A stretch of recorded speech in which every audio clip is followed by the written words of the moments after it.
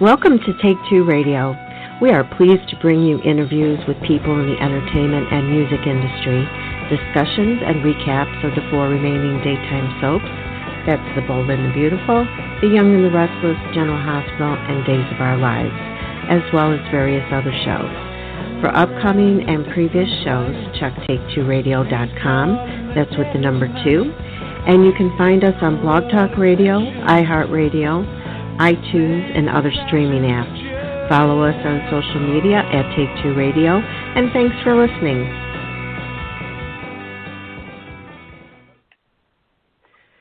Good evening, everyone, and welcome to Take2 Radio Soaps and Review. I'm Pam, your host, and joining me tonight as my co-hosts are CAROLYN, Anthony, and that's it. Everybody else left me. Oh, no, I'm back now. Hi, guys. Candice will be joining. Thank you. Candice will be joining in a little bit for the soap portion. So what do you guys think of the new intro? I like it. They should hire you instead of the English lady. Every time I hear that music, though, I think Showdown in Horton Square. What is that? Yeah. It's got a very Western feel to it. I think to myself, like, meet me at high noon and dueling pistols. Oh, really? Oh, okay. I never realized that. That's funny. But I wanted to surprise you guys tonight, so that's why I didn't tell you about the new intro. I let David hear it. Yeah, thank you. I let David hear it because I knew he wasn't going to be here tonight. But, anyways, today we're super excited because we have guests, right, Clue? Right? Yeah. We've got our men of the lake. And well, now tonight we're welcoming daytime-winning actor, executive producer, and writer Michael-Caruso, and award-winning actor and executive producer Kyle Lowder. They're here to talk about their Emmy-nominated Amazon series Ladies of the Lake and Season 2 Ladies of the Lake Return to Avalon.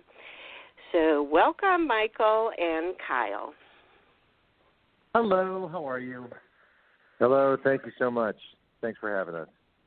You're welcome. Thanks for joining us. We know you guys are super busy all the time, and we appreciate you taking the time to be with us. Well, we're very grateful that you guys invited us on the show to talk about our show. Excellent, yes. Yes. Agreed. Yes. Thank you. Yes. We're all salivating, waiting for, 5 more days now? June 19th? Yeah. Absolutely. This is no tech problem. Mm-hmm. Yeah, we'll be there Tuesday. Don't even say that. I know, right?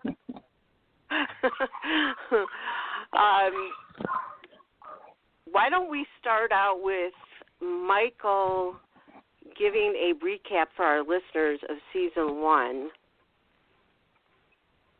Okay. Season 1 of Ladies of the Lake was based on the novel that was written by Ken Corday. Ken is, of course, the executive producer of Days of Our Lives, which airs on NBC. And basically, it's a story about a group of very wealthy, very privileged women that live in an exclusive gated community called Avalon. And they're all married to very not nice men. And one by one, bad things start happening to each of their husbands, and the women kind of begin to form a closer bond with each other, and they try to assist each other in these endeavors. And it's kind of a really fun hybrid of a soap opera and a murder mystery. It's totally awesome. All you listeners out there who haven't seen Season 1 yet, go to Amazon and watch it. I promise you will not be sorry. Even if you're not a soap opera watcher. I mean, this is worth watching every single minute. It has you on your toes, and you can't wait to see what the next scene is going to be. You're very sweet. Thank you. Thank you. It was really cool. So what makes you excited about Season 2, Michael? I think in Season 2, we Kyle and I sat down and we did what most producers typically do from one season to the next. We take a look at what worked and what didn't, what did we love about what we did, and what could we do better. And I think that one of the things that Kyle and I both agreed on is that we wanted to really pick up the pace of the show. We wanted it to move faster. We wanted it to be a little darker, a little edgier, a little sexier, because the first season was so distinctly based on, there wasn't a lot of creative leeway in the sense of, there were certain things that happened and they had to happen in the show. So there was no sequel written for the book. So Ken was generous enough to just say, go with it. And so, we took the characters in a very different direction, and we posed the question, now that all of these women's are away, what do they like now? And will they get away with what they did? And I think we both agreed that you can't just do what these ladies did and just, have no ramifications or repercussions for it. So that's really what season 2 is all about. And of course, we introduced Ari at the end of season 1, and she is a major Ari Zucker, for anybody out there who hasn't seen the first show. She played Nicole on Days of Our Lives. She's a major part of season 2. So it's really just about the fallout from season 1. And so it's 3 episodes this season. We decided we filmed 4 episodes, but we edited it down to 3 because we really wanted to make sure it's like a machine gun shooting when you watch it. It's really fast paced. So yeah, we're really excited about that. We're really excited about the creative changes because I think we're bringing you a better show this season. How long is each episode going to be? Almost a half an hour. Oh, cool. Good. One question I have is, I think the most gruesome, let's say, accident was the garage one. How do you film something?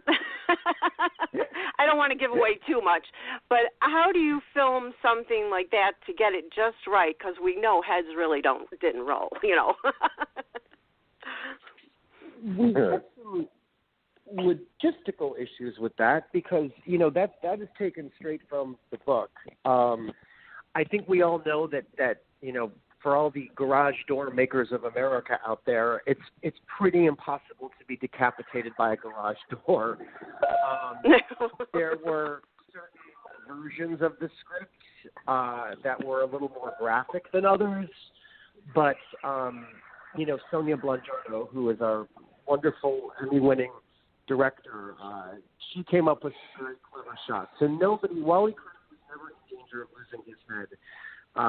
We did a lot of trick photography to make it look worse than it really was. And there was one version that we shot, and we added blood to the garage door, and then we rewatched it. We were like, no, this is too much. So we removed the blood from the garage door.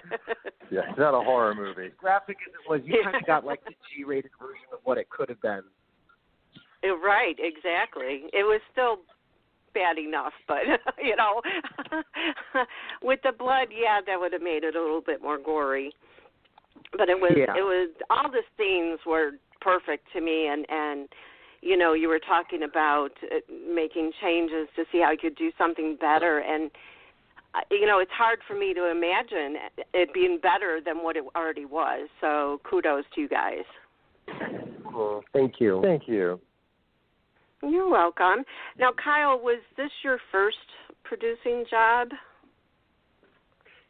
It was. Definitely was. I spent a couple years working and living in Las Vegas and New York, kind of building upon my career and doing new things, wanting to do some theater and work with different directors and new material and things like that after spending, a good almost 13 years, on Days of Our Lives and The Bold and the Beautiful in that genre. And when I got back to L.A. after that kind of, tour of different work and working with different people, one of the things that I really wanted to do was learn more about the business that I love so much, meaning, not just working in front of the camera, but behind it, and that, and everything that entails. Because I just love this business that I'm so privileged to work in, and I wanted to learn every facet about it and work in every facet about it. Because I also think, I'll get to this, but it also has made me a better actor in the sense that I know, understanding the entire process really helps me have an appreciation for, an entire project, on the set, again, both in front of and behind the camera. So when I got back to LA, I was working with Ken Corday, as Michael said before, the owner and executive producer of Days of Our Lives. And I was working with him on another project, and that's when he handed me this book that he had just written.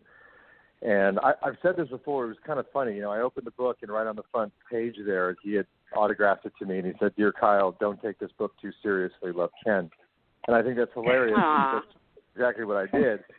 And I read it, and the long and the short of it is that as I was reading it, I kept seeing it on screen. I was just kind of like, this is a fun, a fun summertime poolside, read. But I kept seeing it, like I said, like in like a television show type format. It was just, it was that kind of exciting. So I called up and I said, have you ever thought about developing this for screen, a mini series or a series or a TV movie or anything like that? And again, long story short, he was like, not really, let's talk about it. And it gave me an opportunity to develop something for the first time in my career. And, my first phone call, to be honest with you, after I kind of thought about how this was going to come about, was Michael Caruso. Michael and I have been friends for 20 years now. We went to college together.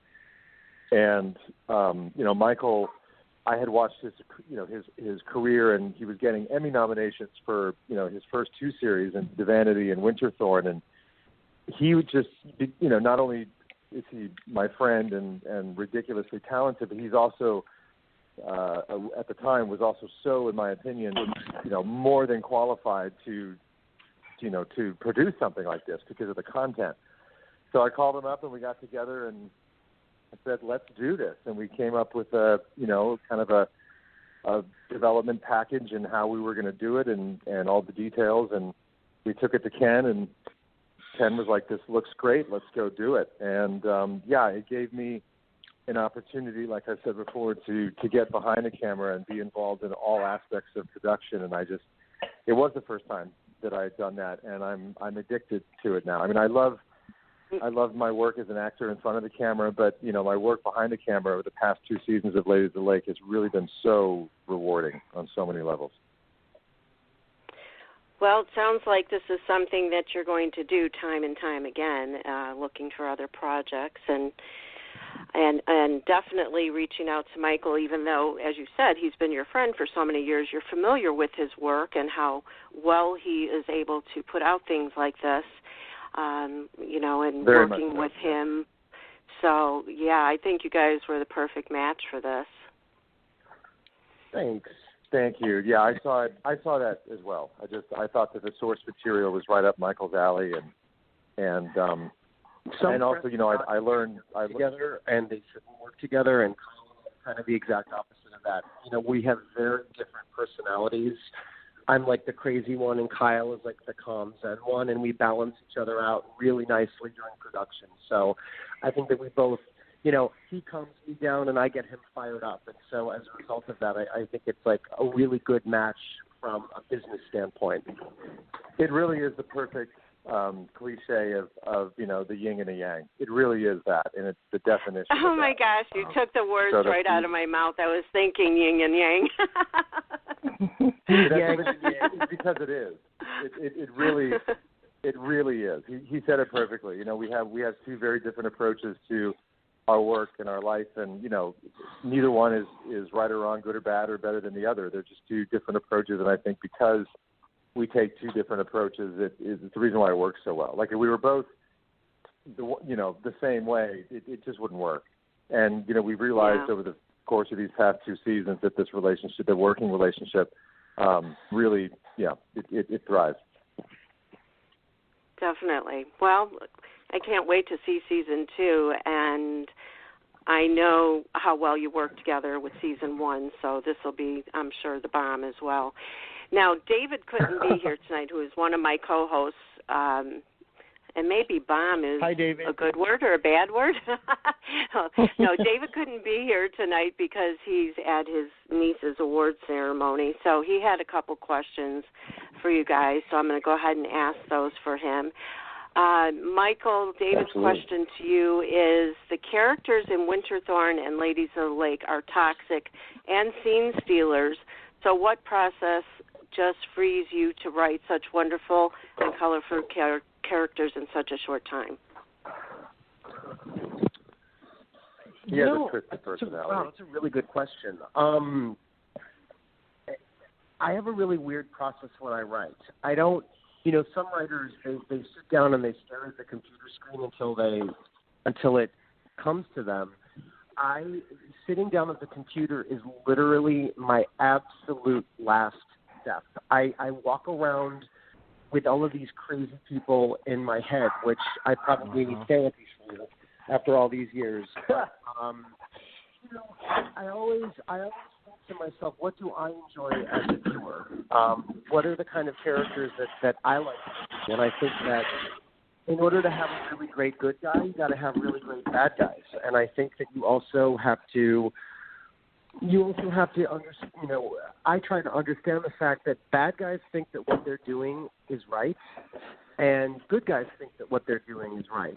And when everybody feels justified in doing what they do, that makes for more interesting people, whether it's a movie or television or a digital series or whatnot. I don't think that any one thing triggers the creation of a character. I just think that it's like, once you've got a character in mind, how do you make them as well-rounded and interesting and human as possible? And it kind of just goes from there. And then once you see all the over-the-top circumstances, you're trying to find the human qualities and the relatable qualities in extreme circumstances, like shows like Ladies of the Lake or Winterthorn or things like that. Yeah, it's kind of like, where David mentions that the characters are toxic and scene stealers. It's kind of even like when you're watching one of the soaps and there's that character that you love to hate, but you can't completely hate that person because you see that human side. Mhm. Yes, very much so. And there's a lot of that in Ladies of the Lake season 2. The people that you think are just bad guys, there's a lot of discovery this season of the motivations behind why people are doing what they do and what makes them the way they are. And so it's pretty much the same thing. I think that you need to see all different layers of all different types of characters, and that's something that we really tried to do with this season. Well, Kyle, you're next up. David's question to you is, we know in Ladies of the Lake that Detective Daniels developed a strong attachment to Mrs. Amherst, played by Jessica Morris. So if it was your decision, who would you want Sean to be with in the end? I don't know if that's a question you can answer. It's not Kyle. That's what I was saying. I've said in previous interviews, I just such a bad habit of putting my foot in my mouth. I'll just answer anything. But yeah, I think I have to let that's kind of plot related. I got to keep it there. Yeah, I think so too. I didn't realize that until I just read it. So yeah, we'll just skip that one. Again, no worries. Well, but it's a good question, but plot related. Le's just say yeah, exactly. I'll be cliche and say stay tuned. Dun, dun, dun, dun. Okay. Carolyn, you're up next.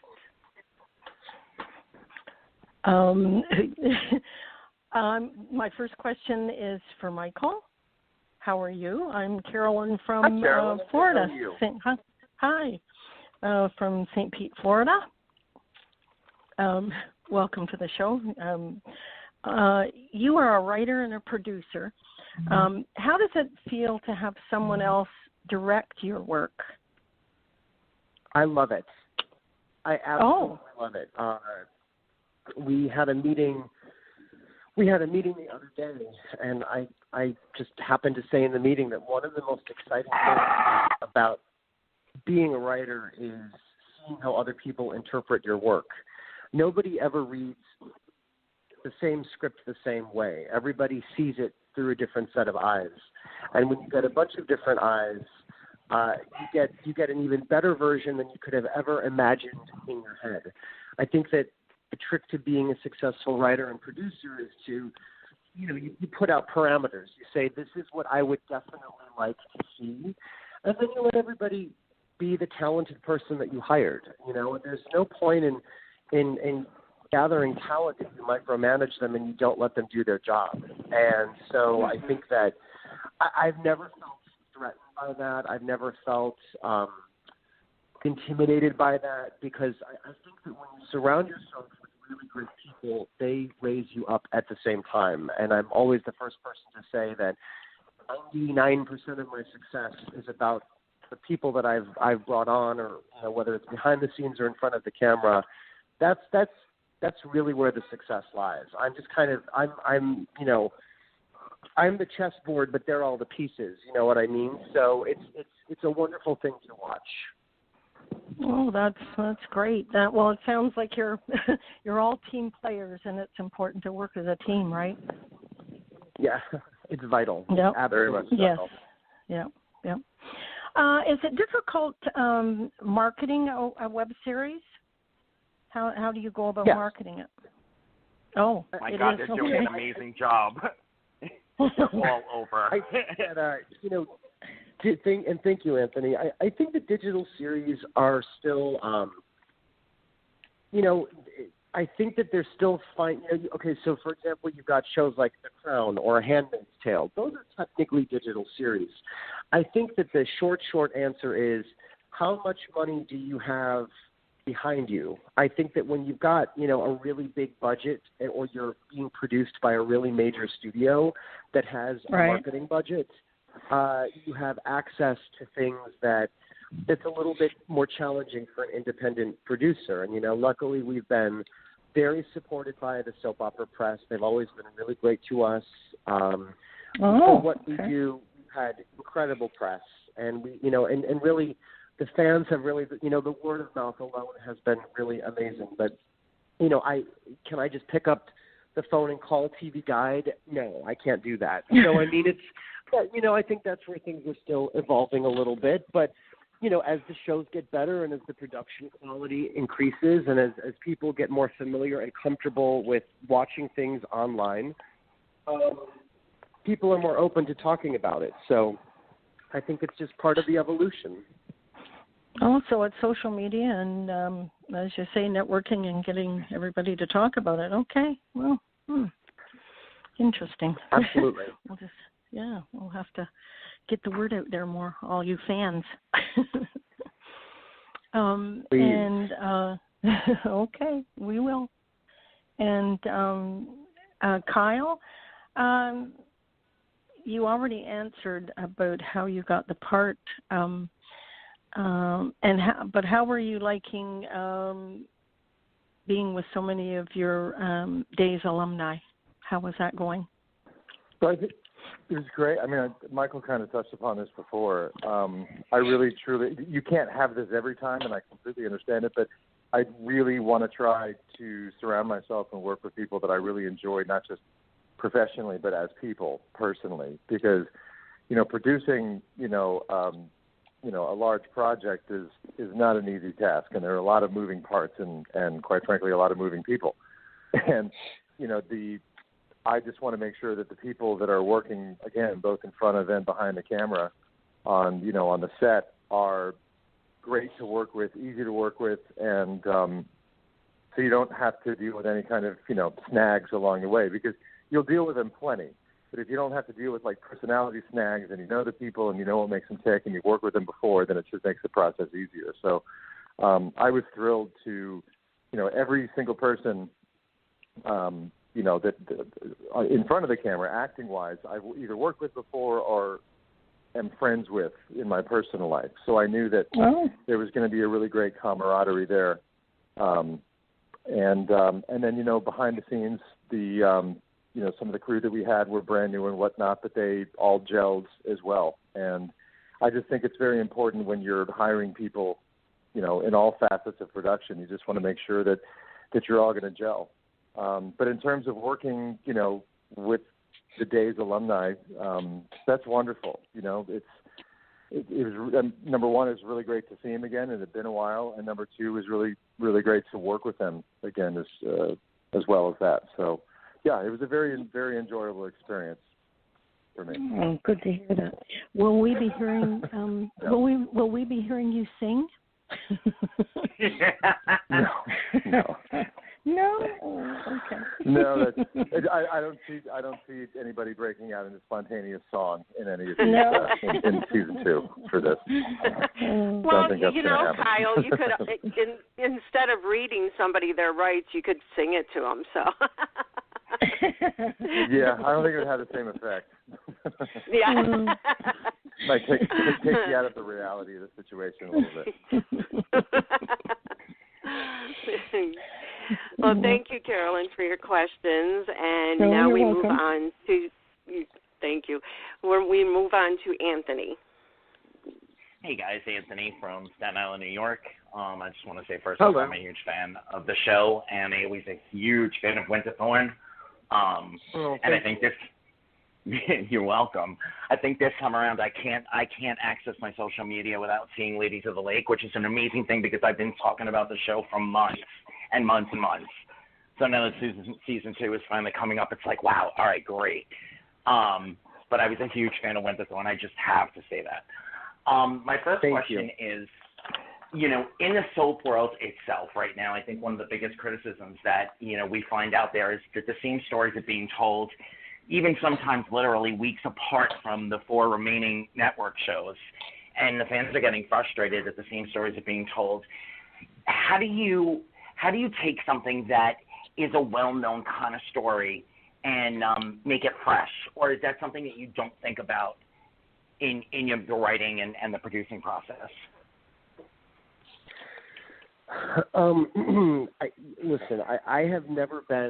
I've never worked on a network daytime soap. I honestly have to say that being a head writer is probably one of the hardest, most thankless jobs in the world, because let's be honest, you're never, ever, ever under the best of circumstances going to make everybody happy. It's just impossible. You know what I mean? Like, even in what I do, yep. I can't make everybody happy.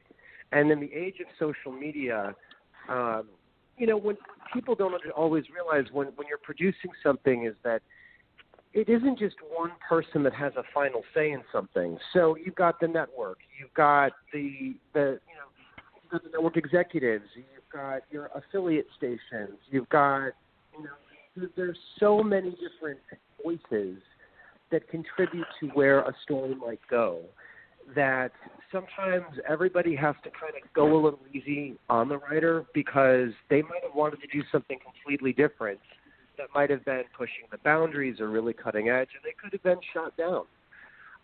We never, nobody ever really knows unless they're in that room what the writer is going through. And it's the same thing with the producer. There's a lot of things you want to do, but maybe there's not money for it. Maybe the network says, we don't really like this idea, or we don't think this is worth it. So, how do you keep it fresh? That's a challenge. I can't, in all fairness, I can't speak to daytime. I mean, I think that my rule of thumb is that once you've got a stable of established characters, I think that you have to do right by the history of the show, and I think that you have to do right by being as authentic to the characters as you possibly can be. And I think it's a fine line. You always want to listen to your fans, but you don't want to let your fans dictate the way you do your job. And that's a slippery slope because, the fans are everything, but at the same time, you have to be honest to your own artistic integrity. And that truly is a very challenging balancing act. Am I making sense with the answer to this question, or am I rambling? No, you make sense. Yeah. Actually, it's very well said. I can refer to this episode in a lot of my daytime conversations, actually. So thank you for answering that. Yeah, I mean, I have 4 episodes. It doesn't have a chance to get stale because I'm only dealing with 4 episodes. I'm not cranking out. God, I don't even know. Kyle, how many episodes does daytime produce in a year? I mean, you got to think 5 episodes a week times 52 weeks a year. I mean, you know what I mean? I mean, there are some preemptions in there, but they're on. There's no reruns, and they're on every single day, Monday to Friday. Yeah. And you have holiday preemptions and things like that. But I would say, let's say 50 weeks a year times 5. I mean, you're talking about almost 2,000 episodes a year, you know? Absolutely. Kyle, my question for you, Kyle, is that, you know, a lot of the fans are very excited. We know you're coming back to one of the daytimes. Is it easy for you to jump in and out of the different heads associated with doing a web series and then going back to daytime? And what do you think your challenges are going to be going back to daytime? I mean, to be honest about it, I don't think challenge is the right word. I don't think that it's a very seamless transition, but that doesn't mean that it's the same, if that makes any sense. Like, it's, you know, just to break it down real quick, you know, the way we shoot Ladies of the Lake is film style, which means it's single camera, which means that you do many, many different takes with many, many different setups for each scene. And, you know, right. You're only shooting about 6 to 10 pages a day, film style, because of that single camera and the different setups and things like that. Whereas, you know, on a daytime drama, Days of Our Lives in particular, which I'm working on again, is a 3 to 4 camera setup, and the sets are pre-lit, and you know, it's almost like theater on camera, in the sense you rehearse the scene and then you do it seamlessly from beginning to end. And if everybody hits their mark and the lines come out and the work is good and they get all their camera shots, then sometimes if it's nailed on the first take, they'll just move on, because you have to, you know, they shoot about 100 pages a day in terms of it. They got to shoot an entire script plus in a day. So the pace is a lot faster, like on Days of Our Lives and on Bold and the Beautiful, GH, Young and the Restless, all of the shows. The pace is a lot faster. But I think just because I did it for, you know, I was for almost 13 years, and I was on Days in B&B for, you know, well over a decade. So I think that process was just so ingrained in my brain and in my body that going back to it, I started working on Days again about a couple months ago actually. And I don't want to be cliche about it, but you can use that, like, you know, it's like riding a bike cliche, I guess. You know, and, you know, the pace is definitely, I'll have to get used to that again, but it never derailed me, if that makes any sense. I mean, I think that there's pros and cons to both, but I think that if I had never worked on a daytime soap opera before, and I've seen this before, people go onto those shows for the first time, whether they're a guest star or like just a role and they've never done it before. It's like a slap in the face. I mean, it's you know, it's like baptism by fire. They're not used to that sort of thing. But if you've done single camera film style for your entire career and then jump into a 3-camera setup, it's just a lot faster. So anyway, I don't want to keep repeating myself. I'm sorry, but yeah, for me, because I had so much experience, I could you know, seamlessly jump back and forth and not feel you know, like a fish out of water. But both of them, like I said, I enjoy both. They're so different. I don't think one is better than the other. They're just very different. There's pros and cons. Really well to both. said. I thank you. Really well said. I tend to speak for the fans. I'm the more fanny of the co-hosts. And that's, again, I can refer to. I have a lot of debating kind of conversations as far as giving soaps a chance to develop, you know, storyline and actor, you know, breaking them in, so on and so forth. And this is another conversation I can definitely refer back to. I have one last question for the both of you, and this one's more of a personal question. I'm wondering what you guys feel, how you feel in the soap genre, whether it be digital or it be, you know, the 4 remaining. Do you feel the LGBT community is represented well and fairly at this point? And is that something that you'd look to in the future if there is another season of Ladies of the Lake? So that's, do you want to take that first? Okay, so first part of your question, there are some fantastic digital series that represent the community. I mean, Anacostia is one of them. Pride the Series is one of them. Kevin Spiritus, who used to be on Days of Our Lives, he just released a new series called After Forever. And I haven't had a chance to watch it yet, but people are raving about it. It is great.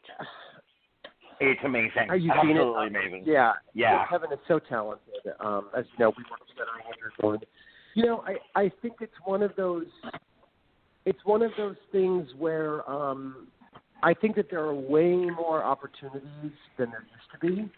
And I think that there are a lot of, I mean, I just mentioned 3 series, but there are many, many, many more series out there that feature,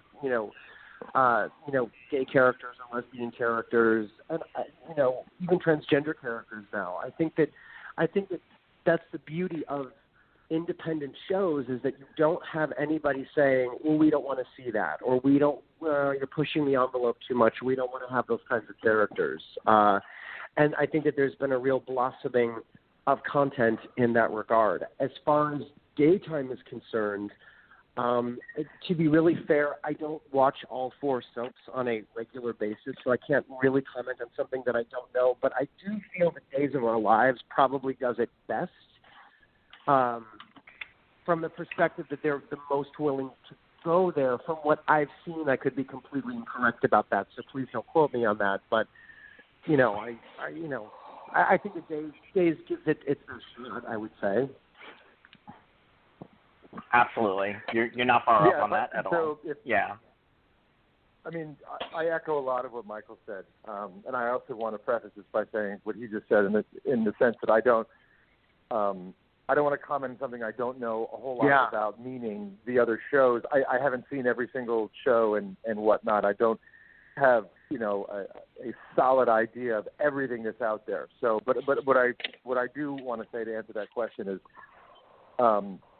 I just feel that it's very important to just keep growing in that regard. I think that there's been a lot of headway that has been made over the past few years, over the past decade, especially in the past few years, and I think that that has been a wonderful thing, and I will say that I think it needs to continue, is my point. I think more efforts can always be made. You know what I mean?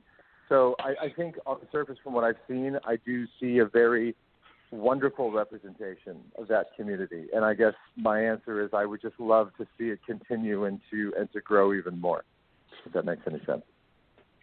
Thank you. No, it makes a lot of sense, and very, very well said again. Thank you. Yeah. Thanks for your questions, Anthony.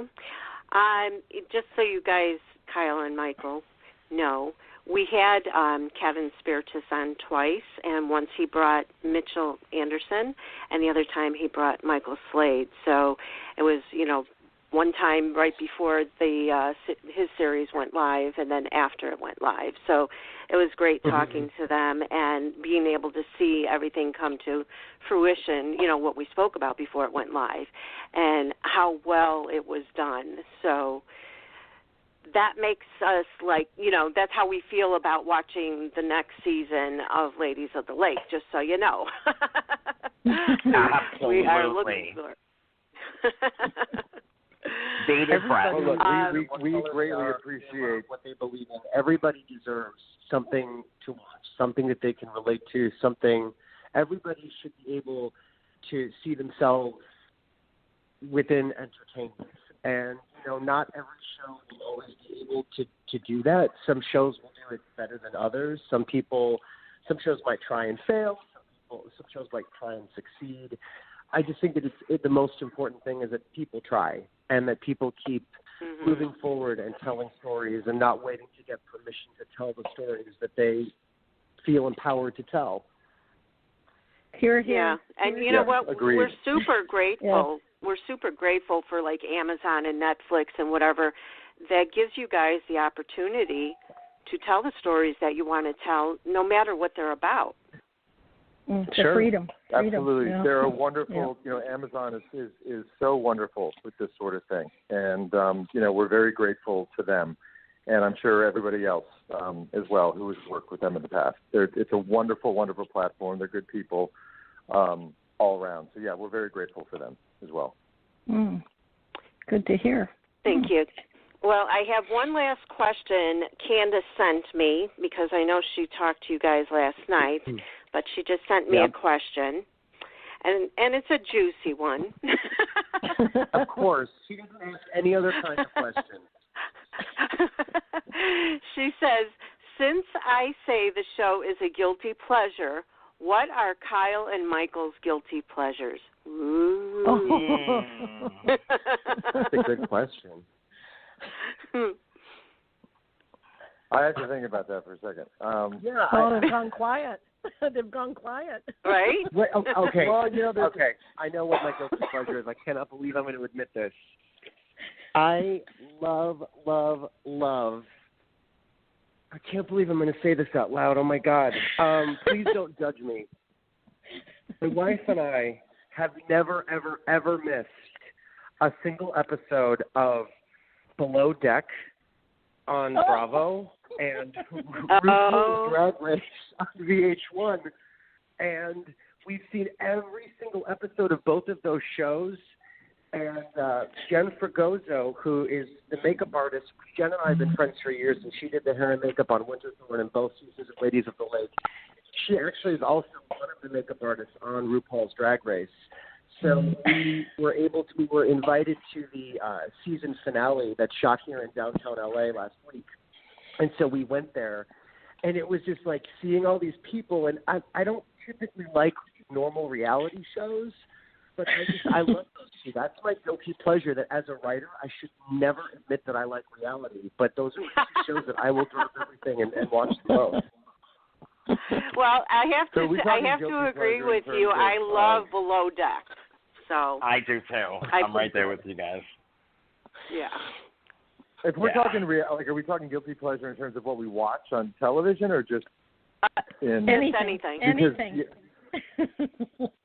I mean, I will. Okay, so I'll jump into that and say, Michael and I have actually talked about this. Below Deck is actually a guilty pleasure of mine in terms of what I watch on TV. I think that show is hilarious.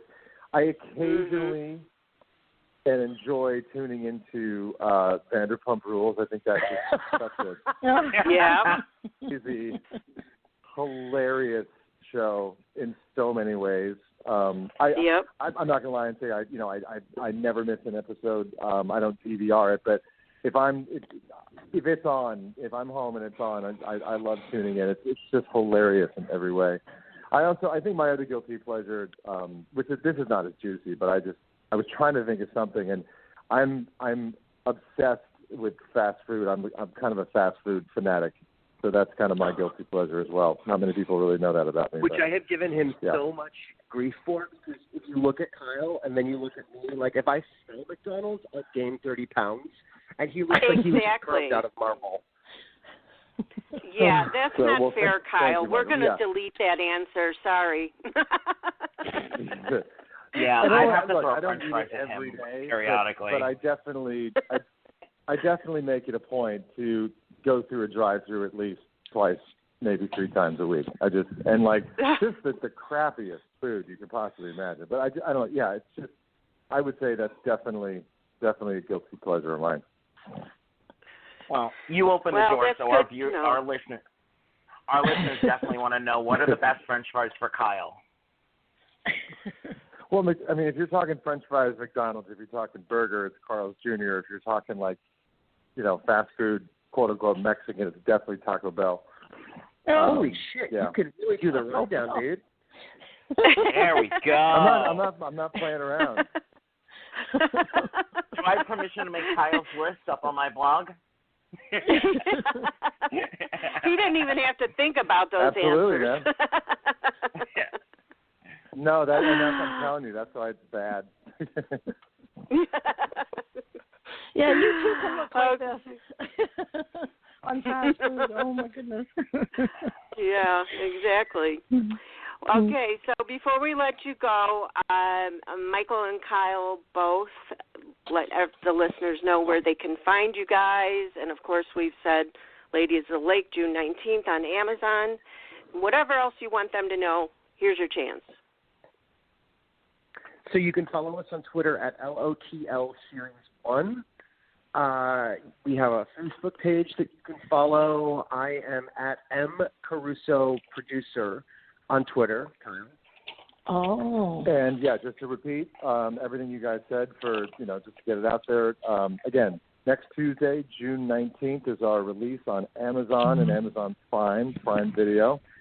And, yes, Twitter, LOTL Series 1, at LOTL Series 1. Facebook is facebook.com, Ladies of the Lake. It's a great Facebook page that we have going there. And my personal accounts are at Kyle Lowder 22, both on Twitter and Instagram as well. Awesome. Michael, you're not on Instagram, right? Michael? I'm sorry? Are you on Instagram? What was your question? Are you on Instagram?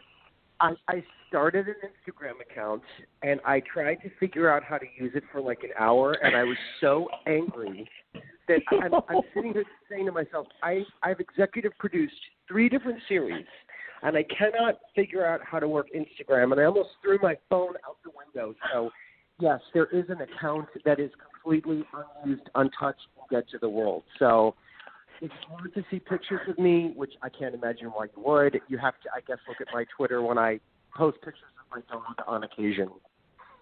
Okay. Dogs, not dogs. You know what? I completely understand that, Michael, because I had Instagram for I can't even tell you how long, and just started using it like, I don't know, over the past 6-8 months or whatever. I finally sat down and said, I've got to figure this out because it's another great way of promoting the show and the actors. And I like to say happy birthday to whoever's birthday is that day and let people know it's their birthday so they can say, happy birthday and do different types of things on there. And sometimes I post pictures of, I watch a lot of Periscope and the people that travel or wherever they live, they like to show the sunsets and the sunrise, and I'll take a screenshot of that and I'll post it, and a lot of people like seeing that kind of thing. So I would say that if you're that, I honestly could tell you I don't feel like I'm interesting enough in that public way. I feel that the longer that I've been a producer, the more I do it, the more private I've become, and I've also become.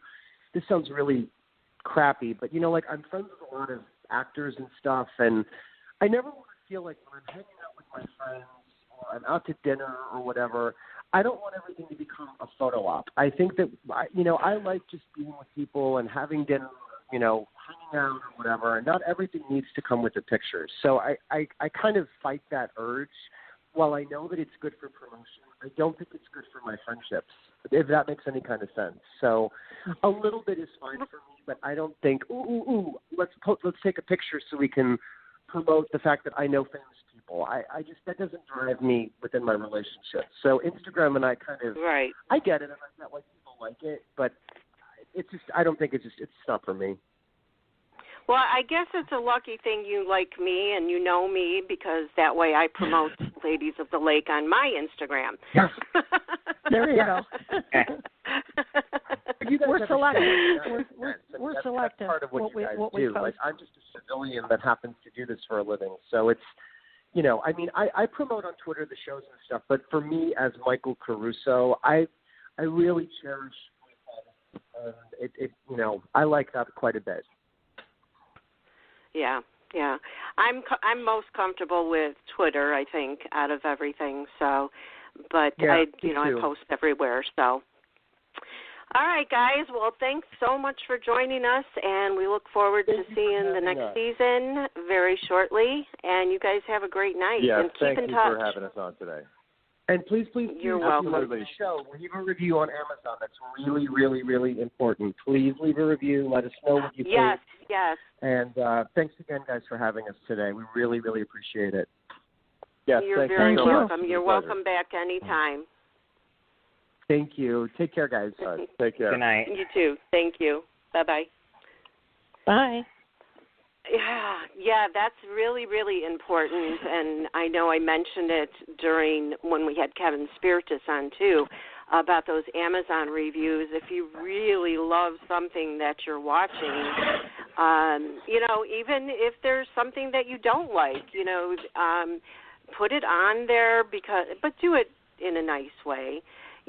Absolutely. A little criticism isn't that bad as long as it's getting the point across. Well, maybe next time you do something, maybe you can do it this way or something.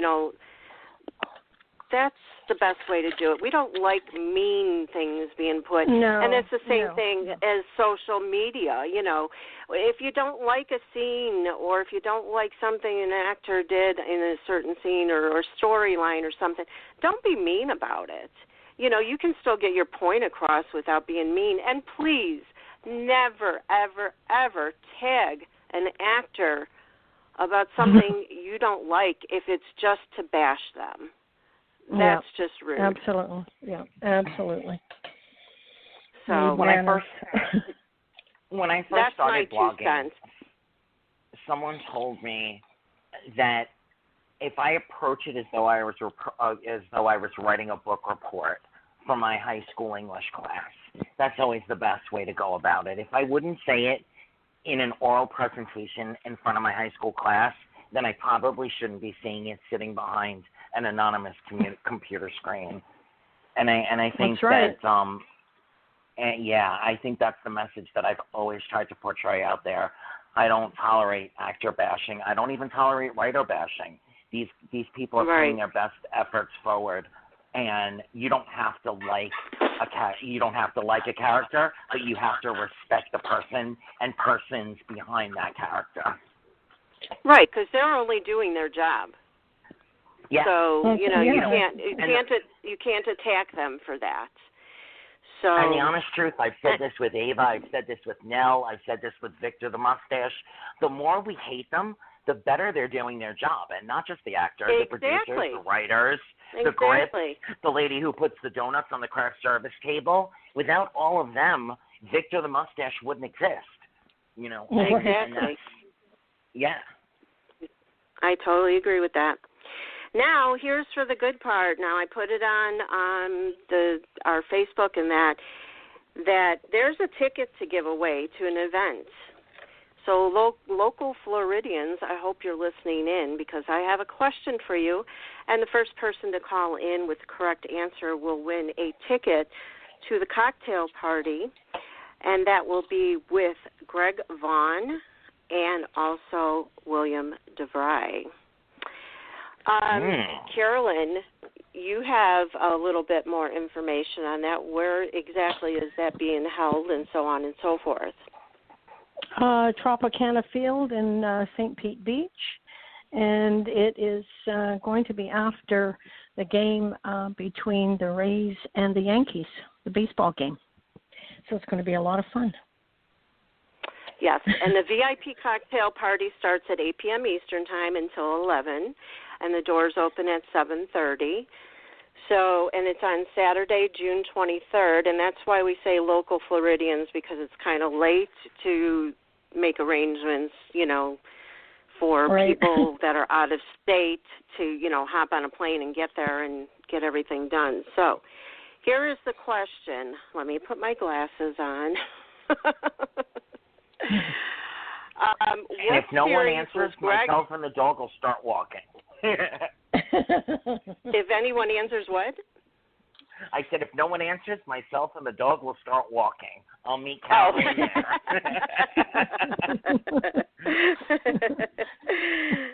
What series Anthony was Greg Vaughn on? What series was Greg Vaughn on for the Oprah Winfrey Network, and what was his character's name? So, who can do the Jeopardy theme? Whatever. I don't know how it goes. Bum bum bum bum bum bum. Yeah, there you go. Bum bum bum bum bum bum bum bum. No. Hey, and right there, I wanted to throw in a little "I Dream of Jeannie." I mean, it's Florida. You're good. They landed on the beach. Oh my gosh, you are so funny. But that was good, Anthony. We'll have to think of you when we need to do certain things like this. I am always available for sound effects. Oh my gosh. Well, looks like somebody's calling in. Let's see who this is. Hello, you're live on the air, area code 727-422. Who's calling? This is Tiffany. Hi, Tiffany. Welcome, Tiffany. Hi. Hello. I think we're alone now. Yeah, I don't have red hair, but I used to like her music. Well, thank you so much for calling in. Do you have the correct answers to my question? I think I do. Okay, go ahead. The name of the series was Queen Sugar, and his character's name was Calvin. Woo! Wow. I think you're a dedicated Greg Vaughn fan, huh? Kind of. Well, your answers are correct, so congratulations. You have won your ticket. Yay! Thank you. You're very welcome. Oh, my gosh. Well, we would love to hear back from you once you attend, and we do have a fan page on our website where if anybody attends any event like this, you can do a little write-up about what you experienced there and, give some pictures if you want. So we'd be more than happy to put that on there once you're done with the event. Oh, good. I'll take lots of pictures. Oh, good. You know why I love doing that? Because there's people like me and Anthony and Candice and whoever else and out there that's listening that can't go to this event, and it's always nice to see what goes on behind the scenes. So we'd appreciate that. Absolutely. Thank you very much. I appreciate it. You're very welcome. So I have your phone number and your name, and I will go ahead and pass that information along to Soap This, who is the event holder. And we'll get your tickets. We'll get you all set up. Okay. Perfect. Can Anthony hear me? Much. I can, Tiffany, yes. I think you are absolutely hysterical. Well, thank you so much. I very much appreciate that. Yeah, you're really nice you have to a great listen to time. on the show tonight. Thank you so much, and I'll make sure I take a listen. Yeah. If you get a chance, goose them for me. Just a light goose. Put a goose. And tell them it's from me. Okay. If I get close enough, I promise I'll do that for you. William knows me personally, so he'll be looking for it, actually. Okay, cool. Absolutely. Enjoy yourself. Oh, my gosh, you're too funny. All right, thank you, Tiffany. Thank you again, so congratulations. Much. Have fun. Thank you. Okay, thank you so much. Bye-bye. Okay, bye-bye. Bye-bye. And Candice, I think Candice is here now. Yes? I'm here. Yay! So what did you think? What did you think of your answers to your question? I thought it was funny because I literally am eating McDonald's fries. So when he said that, I just bust out laughing because it's true. McDonald's has the best fries. It's true. I can't. Yes. Kyle never lied. But that was a really good interview. They're really good guys. And, yeah, next week it's on. The session, the summertime session is on. Amazon, Ladies of the Lake, Season 2. Yes. Yeah, definitely. I have to say, I had hoped this season we were going to get 6, 8, maybe even 10 episodes. I'm a little surprised it's only 3. Well, that means that the obsession it's like an appetizer. Yeah, exactly. Yeah. Exactly. Mm-hmm. Yep. Well, I believe that even though it's only 3, they're longer episodes, so that kind of makes up for it, Mhm. So, but yeah, everybody get those reviews in, so we get season 3 of Ladies of the Lake. So we have to let Amazon know how much we love it. Yeah, because they've been stepping up. Amazon's been stepping up their game. Definitely. Well, we're at the 1 hour mark, and we have 4 soaps to go through. So I'm going to let you guys, as like I did last time, and put myself on hold because I'm still not caught up on days. 15 minutes with days, so we can do 15 minutes on each soap, okay? You got it. Okay, sounds good. All right, and well, you're Carolyn, up. That's Go. your baby. Okay. So why don't you start, honey?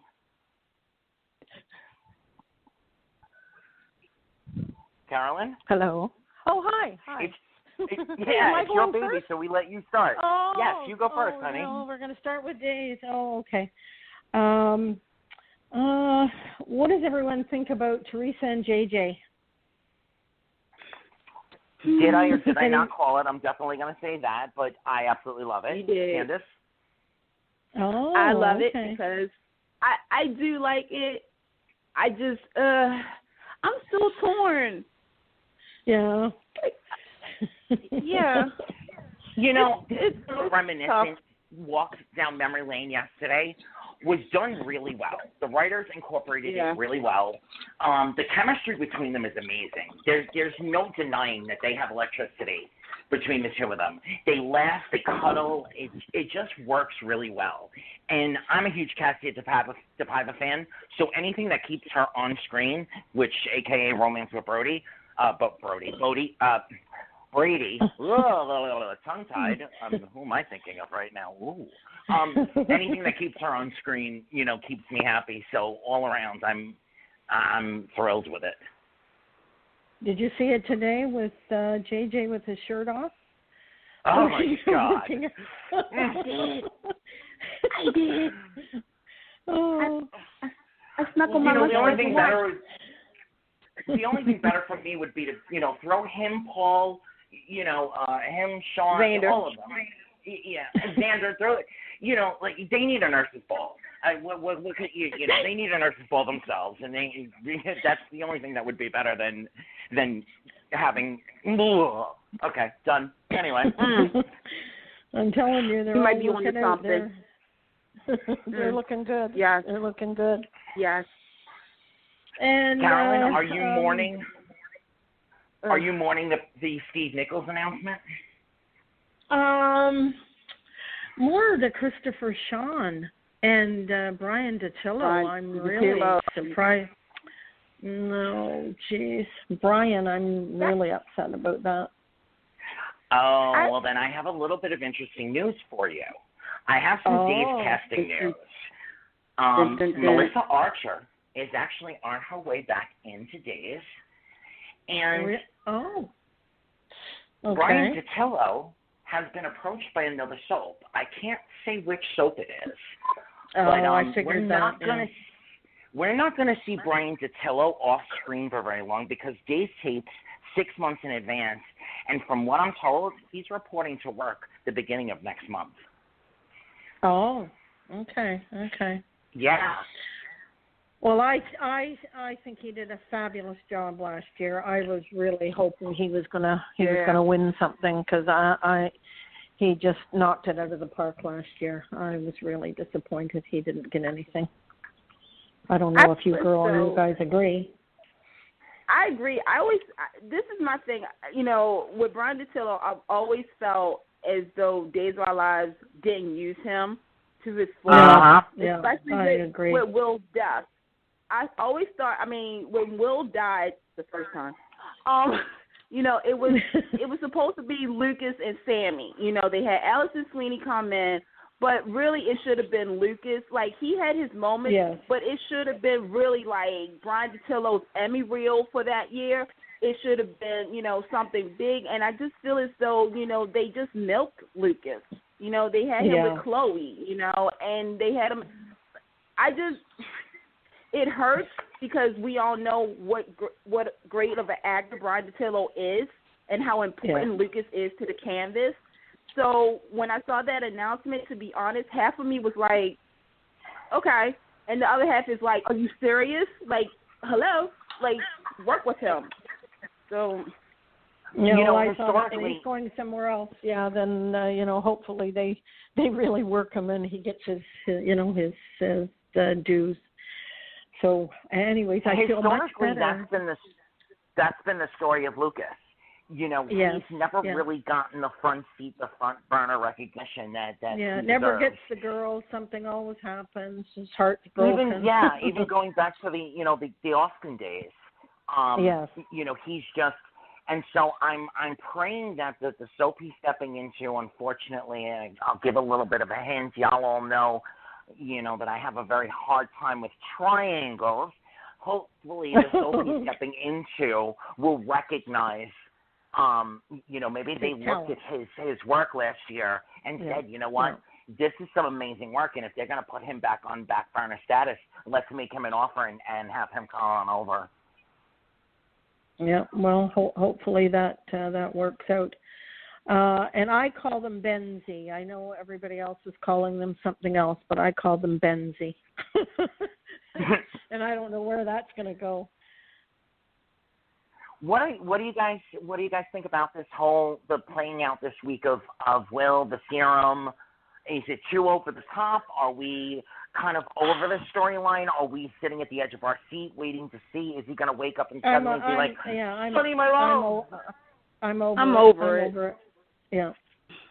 Yeah, that's the buzz. That's the buzz online. People are kind of over it. And believe it or not, they're more interested in finding out what's going to happen with Patch and Stefano Jr., Stefano Light, Stefano Cool Lip, whatever you want to call it. Yeah, they're more interested in that than they are in the Will storyline. So I hope that they kind of wrap this up rather quickly.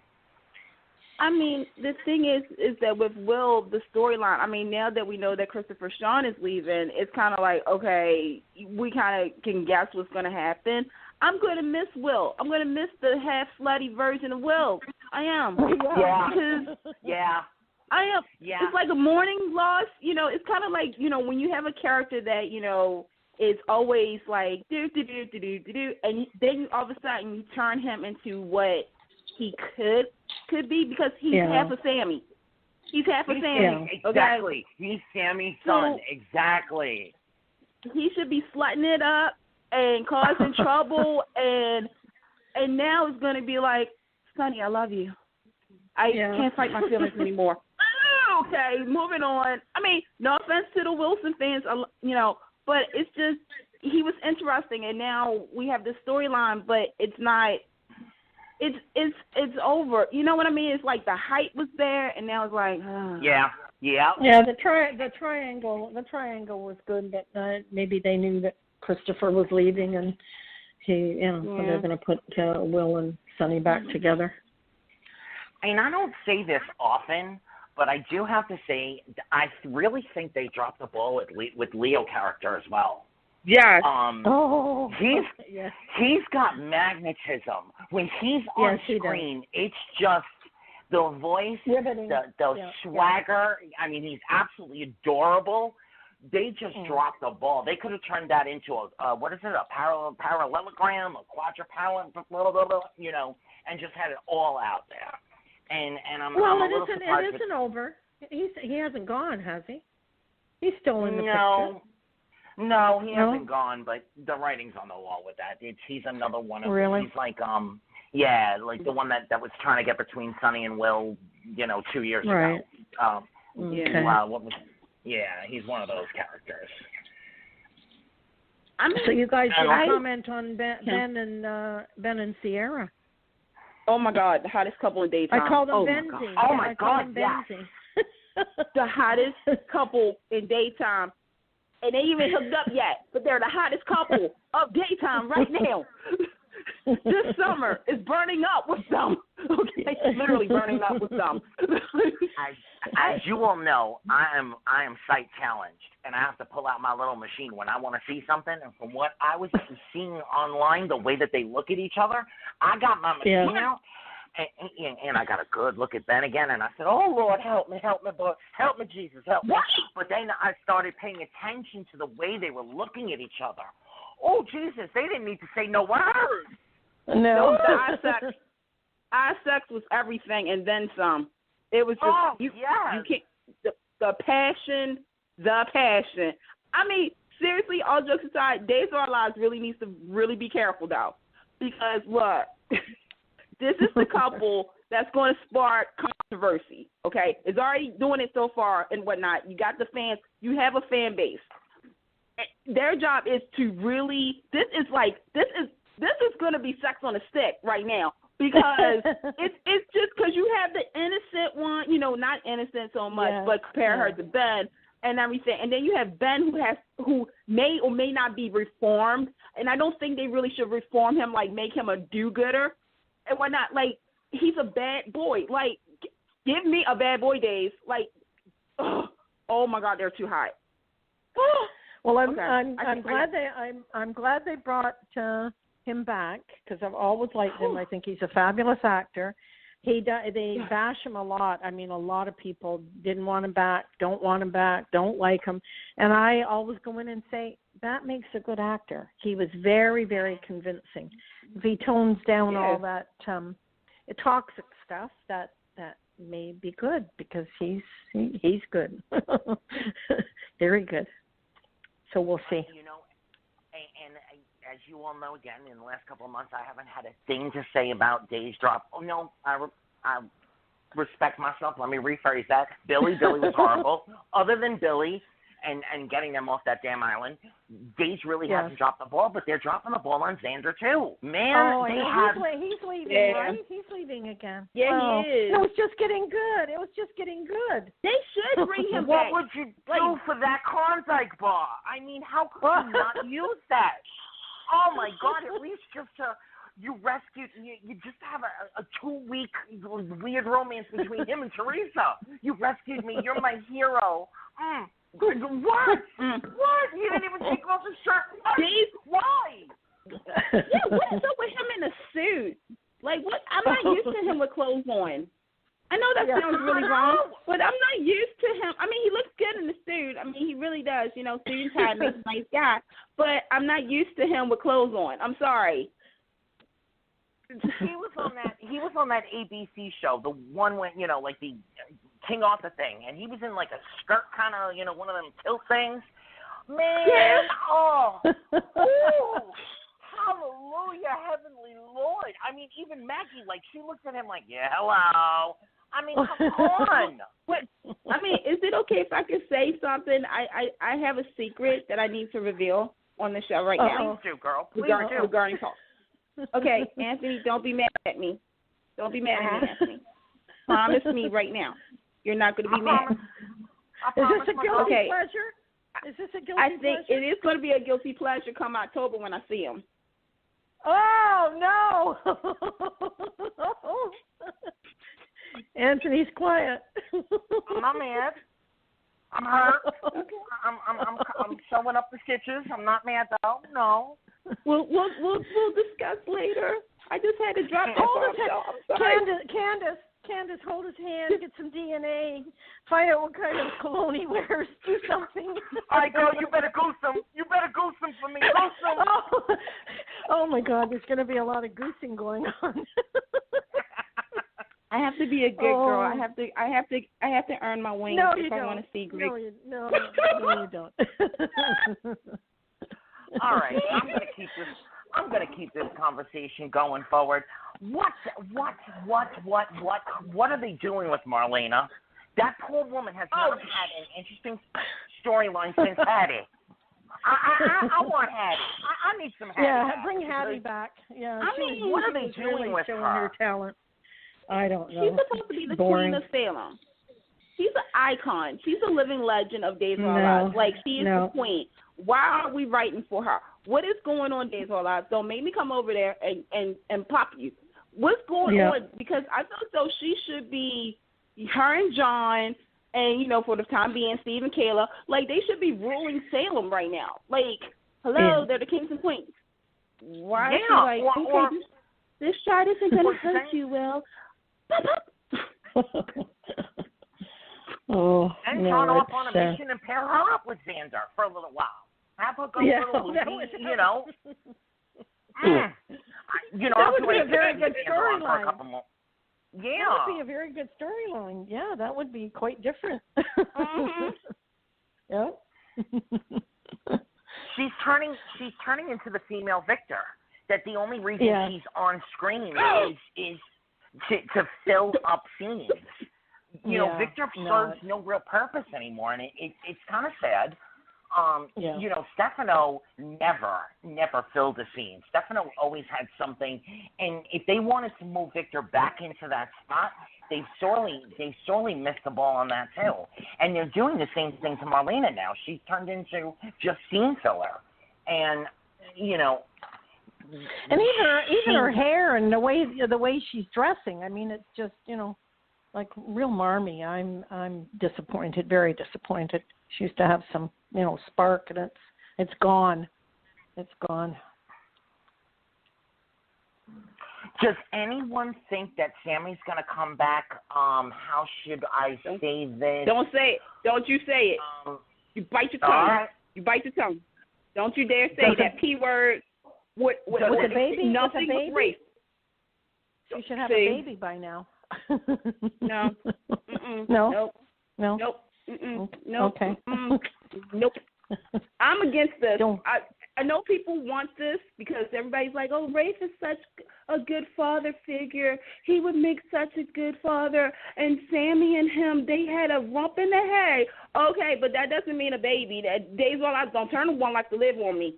And have like Grace and Hope or whoever getting ready to get married, and then Sammy comes in and says, "Stop! I have your baby." No.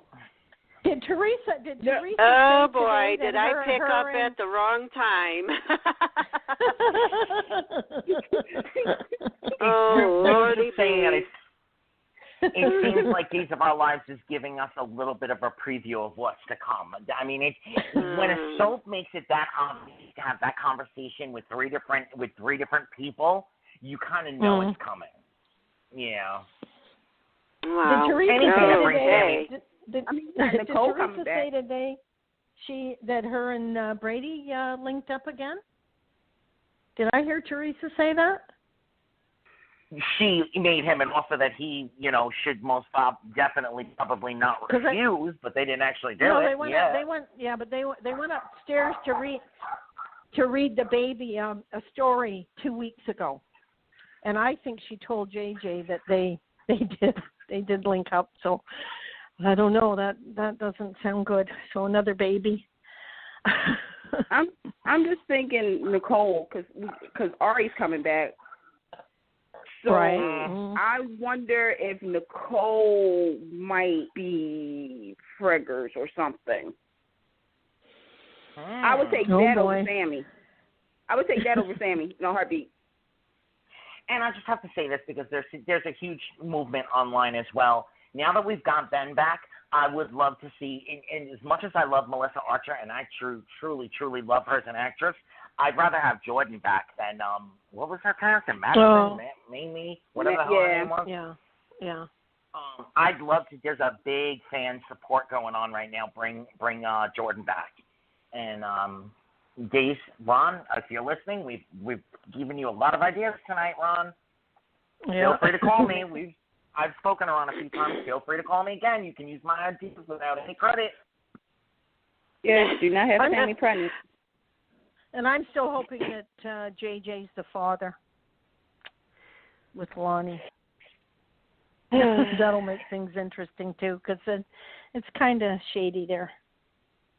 Yeah, I mean, yeah. I think we're going to see a little bit more from Vanessa. What's her name on the show? You know, Abe's. You know, what's his name's mom? Valerie. Valerie. Thank you. Yeah, I think we're going to find out that she had a little something to do there.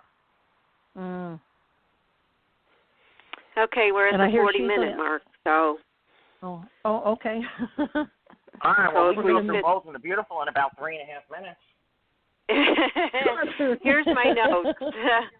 Bold and the Beautiful. About frickin' time they brought the Avents back. Yes, thank you. Yeah.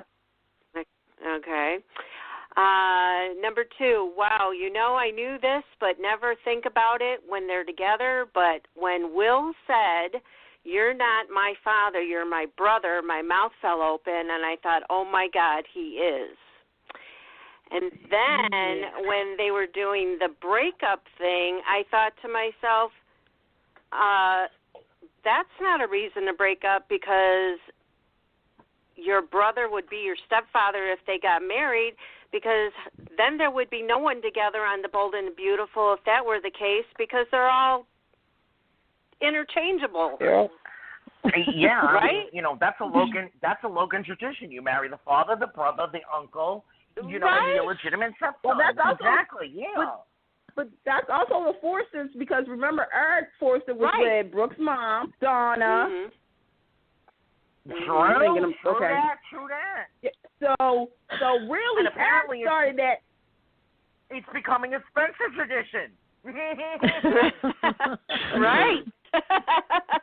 Poor Steffi. Because, of course, in L.A., there's only 3 families. You know, I know, exactly. So we didn't realize that L.A. was so small and that there was only a few people that lived there.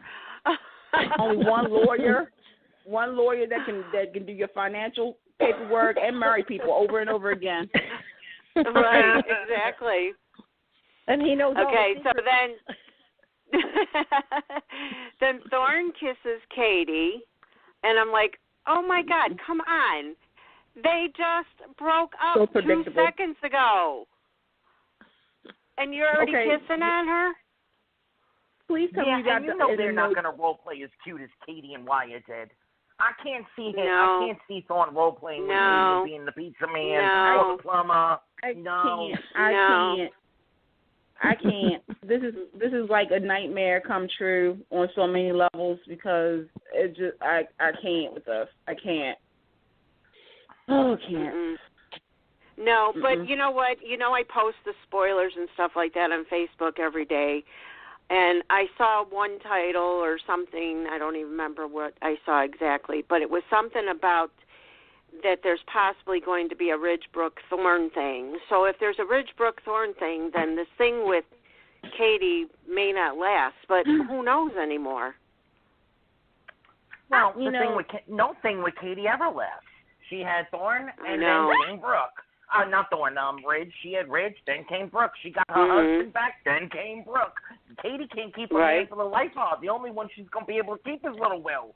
She should have stuck with White, because nobody wants him either. Nobody says Little White either. They were perfect.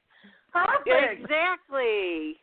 And they wrote Pizza Boy. I mean, what more could you ask for, Bold and the Beautiful? Who are you trying? Are you trying to get yourself canceled?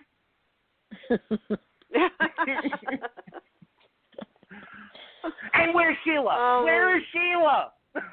Oh my God, Anthony. I think Sheila is locked up in the attic somewhere.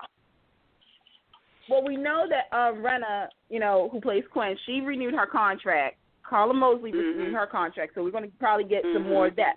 But you know what? And we all know what Kimberly's up to and whatnot. But they really did put Sheila. Like, to me, I'm mad as a fan. It's like, okay, one of the greatest villains of all time. Like, she is up there on the Mount Rushmore of soap villains, honey. And you had her come on, and it was L sticks. And she is serving mozzarella sticks. Nurse Sheila is serving mozzarella sticks. There is something wrong with that whole process. With a latte. Right. Cinnamon latte. It's like one of those letdowns. Like, you never thought Sheila Carter, the woman who, shot Taylor, who poisoned Lauren, Amber, sicked the dogs on Mike the security guard, all this stuff, was serving stuff at the coffee shop. Fell off a roof, right? Fell off the hospital roof and survived.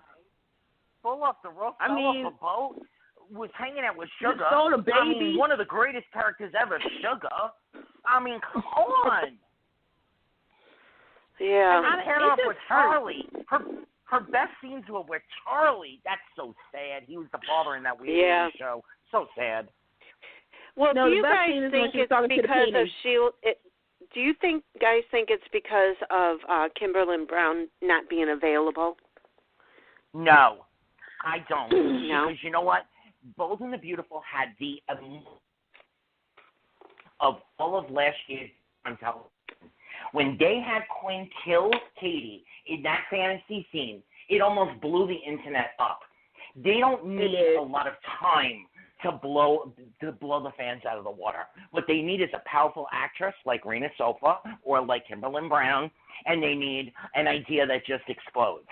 They should have had her bash Charlie over the head with his own nightstick, grab his gun, and run through Forrester, real, like battle axe style. Instead, they have her slinging mozzarella sticks and cinnamon lattes. It's nuts. Absolutely nuts. I think though, like last summer, like Bold and Beautiful, I will give Bold and Beautiful their props of always doing something completely different. Like nobody thought in a million years that Sheila Carter would come back to Bold and Beautiful. Like we thought of it, the dreams, the hopes, but when you had her there, and it's like, oh shoot, okay, we got Sheila, okay, Quinn, Sheila, round 1, round 2. Okay, this is going to get epic real quick. And I do fault the writers because it was like they were more focused on the Steffi, Liam, was it Sally at that time? I lost count. That Sally, that was whole, Sally. Yeah, that whole thing. Then Sheila, like it's freaking Sheila, y'all. Like she should have been, gunslinging. I mean, Steffi, when Steffi and Sheila crossed paths, but that should have been more epic too. I do think though with Kimberly, with her campaign, I think that did kind of put a slant into That's what I'm thinking. whatever they were going to do. But then again, it's like, okay, if she started this around September, she came back around? Yeah, it's almost a year now. Yeah, it was the last week of August. Yeah, so I say before, obviously CBS, somebody had to know she was going to do this. So if you already know you have a short window, give the fans what they want. Like make this epic. Have her go off, like have her shoot somebody, and then her leave town, and let's follow up and say, like, she's coming to Genoa City. Like, Lauren, hello. Like, has anybody even called Lauren and told her? No, that was my big argument a couple of weeks ago. No. Right. Eric, her best friend in L.A. didn't even bother to pick up the phone and say, oh, she resurfaced and she don't look like Phyllis no more. See, Mel Young and Brad Bell could have done so much with that. Like, that could have been a 2-part episode where she came over to Young and the Restless, kidnapped Scotty. Yeah, the crossover, like Scotty, when Scotty was there. I had that whole story planned out in my head, and it was award-winning, if I can say so myself. It was a lifetime special. Like the best segue to go right into the Young and the Restless. Yeah, Woo! yeah. Lord Jesus. Well, I got my notes here, and you guys, of course, whatever you want to add, but my first thing is, how long do you think we'll have to wait to hear who Jack's supposed father is? Of course, the name of the father was torn out of the diary. Now, mind you, I didn't get to see today's soap, so this is from yesterday. Nothing today. Don't worry about it. Nothing. Yeah. Okay. But you know what? Well, go ahead. No, if you got something to add to that, go ahead. I mean, here's the thing: when this whole story jumped off of, like, if John's not the father, then who is the father? Obviously, everybody kept saying Victor. I'm like, really? And I like the fact that Young and the Restless played with that. Like somebody Young and the Restless was following everybody on Twitter and seeing what they wrote because, like everybody said, Victor would have known if Jack was his kid. Obviously. Right. Two, it doesn't make any sense. This isn't going to be like the Jill and Catherine fiasco a couple of years ago, Lord. I can't even remember that one. So it was like, okay, who else is a legacy? Like, you had to think of the legacy of that show. Who else could possibly be Jack Abbott's, Jack Abbott's, I'm going to still say Jack Abbott till I'm blue in the face, who is his father? And always said, just think, and personally, from day one, I always said Philip Chancellor, for them to usher in the Chancellor family again. Oh, that's an interesting idea. Because think about it, they really dropped. I mean, for those who didn't know, the Newmans and Abbotts didn't really run that show until like mid '80s. It was always the Brooks, the Fawcett's, and Chancellor. And that's So, yep. And through the '80s and '90s and up until sadly when Jeannie Cooper died, the Chancellors was that was that family. They have Billy supposedly has stayed at Chancellor. They tried to keep the Chancellor name in play, but they dropped it. What better way to bring the Chancellor family back than the storyline? Yeah. And they've been dropping hints that Dina and Philip had been, rendezvousing. So yep. Wouldn't be surprised. Hopefully this comes out soon, but at the end game, I still want John to be Jack's father, and that's it, period. Yeah. End of story. So my next thing is Victor and Nick going head-to-head over Christian. What do you guys think of Victor gaining custody? Any surprises there? No. That was a low blow. No surprises, but I have to say I don't see Nick being powerful enough as a bad boy. Those scenes yesterday and today felt so flat. I was almost horrified for Mal, Young and the Restless, and what's his name himself, Nick in real life. Those scenes were Joshua so Morrow. flat. Josh, stop. Thank Morrow. you. Yeah. Yeah. The thing is that this is a repeat cycle for Nick that with paternities. All his kids had, they have issues with the paternity.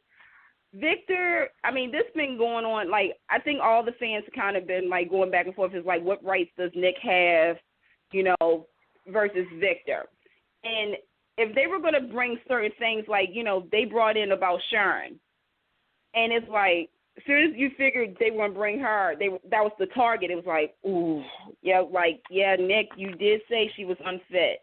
Yeah, Sharon lied about the boy's paternity for 6 months. She did this, and I didn't like the fact they used her illness as a key point. Right.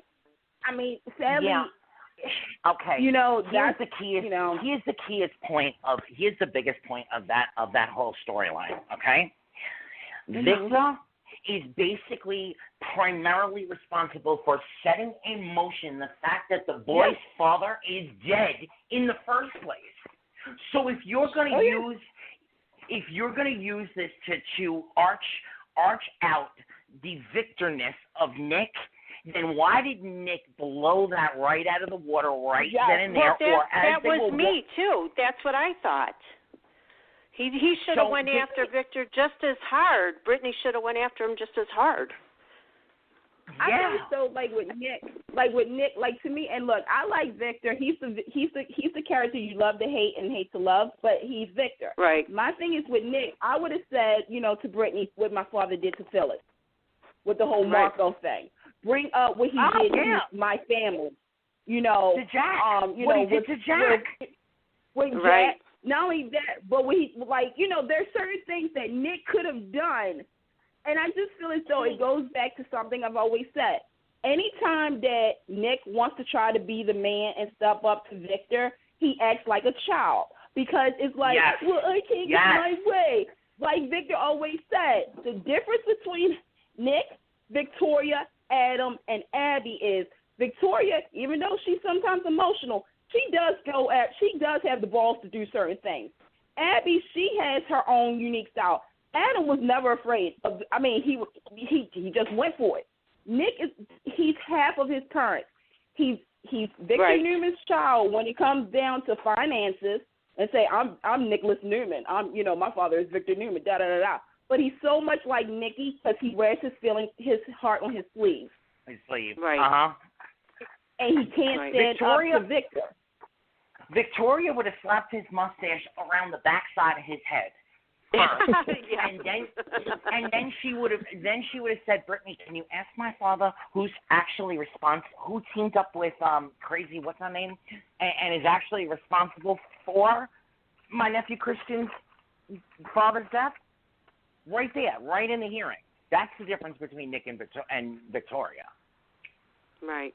Victoria slaps first and asks questions later. Nick asks every single question, and then by the time he slaps, it's like a tickle. It's too late. Yeah, it's not good enough. Yeah. Now, speaking of Nikki, there's one scene, well, a couple scenes, but the last scene with Nikki and Sharon together. Now, Sharon trying to blackmail Nikki.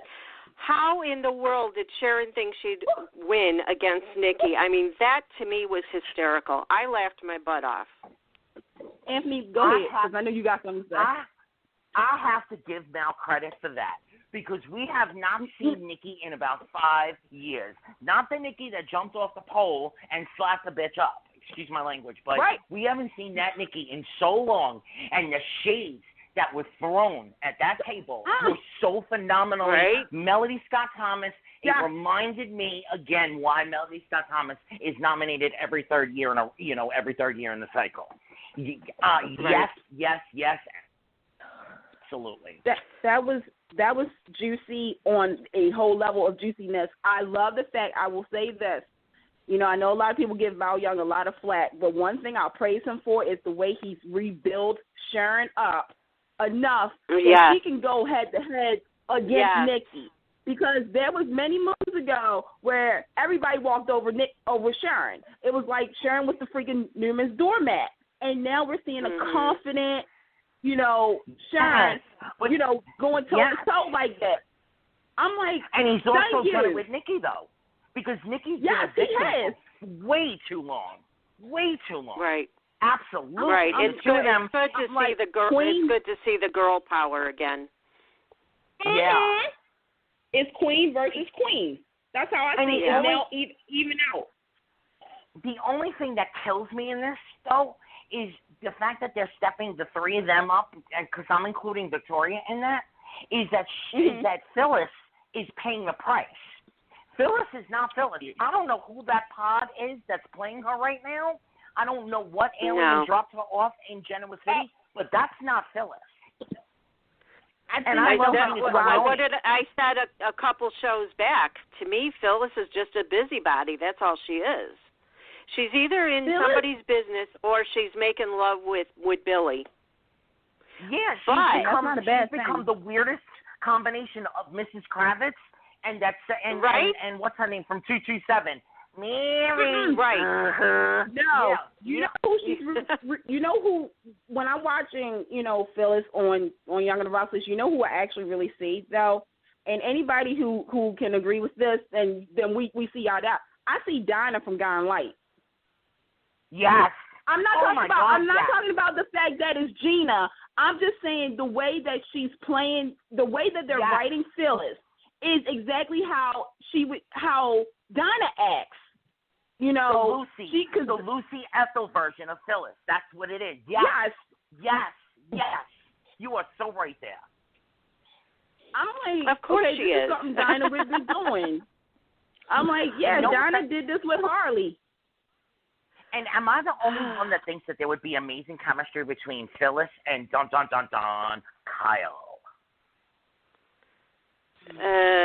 No. No. I can't with that. Mm-hmm. That's just like Summer going after Billy. I'm like disgusted. Okay. Yeah, me too. I'm gonna be really good about this because here we go. I feel as though with this whole Summer and Billy thing, I don't think it's gonna. No, I'm gonna take it back. I do think it's gonna go past that line that everybody says don't cross. I think this is all Summer. This won't be Billy. This is what I see with the Summer and Billy thing is the setup for Phyllis and Jack. Okay. And I'm gonna go you one better. Part. Yeah. I'm gonna go you one better. Go ahead. And say Summer is YNR's answer to Nell. I wouldn't go that far because that means I was going to say I don't think she'll be that bad, but I think she's a mini Phyllis, just like Billy pointed out to Phyllis. Well, like mother, like daughter. So, you know, she learned from Phyllis and what these parents have been told many times. And in real life, your children learn from you. Even if you don't realize it, you think they're too young to learn from you. They're not. They're taking notes and they're taking heed, and they're going to, you know, end up just like you in some ways. And I can say that for a fact. I could say it for a fact because my daughter's exactly like me, and sometimes that slaps me right in the face. See, that's not always a good thing. And the thing is that with Summer, like, I love the return of Summer. I love this new version of Summer because you don't want a character. You know, the one thing is anytime these soap characters go away for like 2 to 3 years, you know, you expect that maybe they will change, that something has changed in them, that they won't be the same as before. So it's refreshing. It's refreshing to see that Summer, who was like, you know, that's my Supergirl. That's my Supergirl. Now she's a super bitch.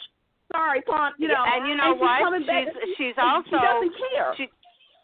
She's also kind of like taking on the role of the old Abby, too, if you think about it. True. Oh. She's a mixture. You know what? Yeah. She's a mix of old school Phyllis, a little bit of when Nick had an edge. Okay, remember when back in the day, like mid-90s, Nick had an edge, you know. And not only that, but like she said, she's tired of always doing the right thing and still getting screwed over, which is true. How many times did Summer get screwed over? I mean, her Aunt Abby screwed her boyfriend. Beyonce, whatever. Her parents are crazy. Sure, yeah, I mean, you know, couldn't Auntie Lauren bring her to L.A. and introduce her to Hope and let them hang out for a week? Anthony, I said, this is what I actually said. I said this a couple of times. The way that Summer is acting, I wish they would have did that with Hope. With Hope. Thank you. I said that from jump. When Hope came back, I was like, okay, have her not go back into this triangle with Liam and Steffi. Have her come in with more confidence, an Italian guy, fashion designer, model, I don't care, you know, who and have her be more like, I'm better than this. I'm better than this, Liam. Okay. Right. The disappointment. Yep. Well, totally I would like agree. to make a public service announcement to the moment and say that there is a change.org petition right now for Nichelle Morgan. If you love Hillary as much as some of us on this call do, please go to change.org and voice your thoughts, because there is a huge backlash on her leaving, and we'd like the idea that, like Liz on General Hospital, we could quite possibly convince the tides that be to turn, and she could come back. Yeah. That shocked me big time when I heard about that. I was floored when I heard that. I just couldn't believe it. I mean, as much as I can't stand Hillary 99% of the time, that's who her character is, and that's who we look to watch. You know, and like one of the last